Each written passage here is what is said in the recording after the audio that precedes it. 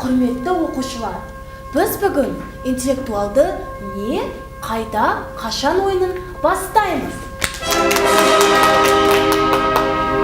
Ал енді топтардың атымен таныса кетсек. Біздің топ Тұлпар. Біздің топ Сұңқар. Командалармен танысып болдық. Ал енді ойын басталды. Бірінші сұрақ. Мынау кімнің композициясы?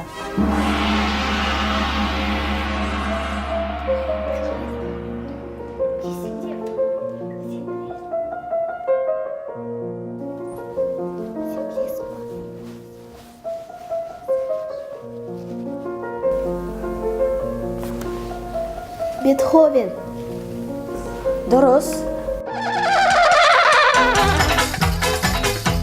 Біз білеміз, оның жасырын жауаптар тығып отырғанын. Я, бұл жерде бір гәп бар ау. Қыздар сөмкесін ақтарайық. Дұрыс, сөмкесінде шпаргалка бар шығар. Қайдағы шпаргалка? Менде печенье ғана бар. Жейсіңдер ме?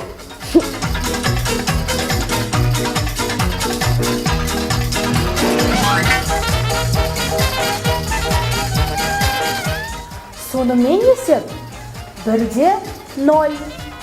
Келесі сұрақ. Абай Құнанбаевтың туылған жылы.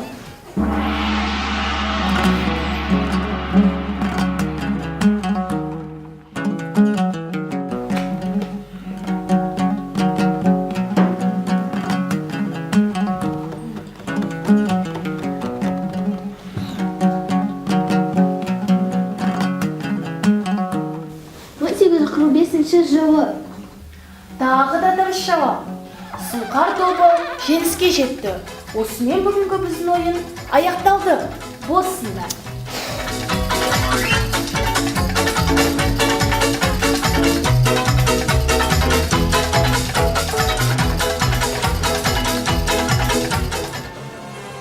Сен күте тұр. Ода жасырын жауап болды ма? Ол нашар оқитын қыз ғой, бәрін қайдан біледі? Біз ешкімге айтпаймыз, жайына қалас деген білгіміз келеді.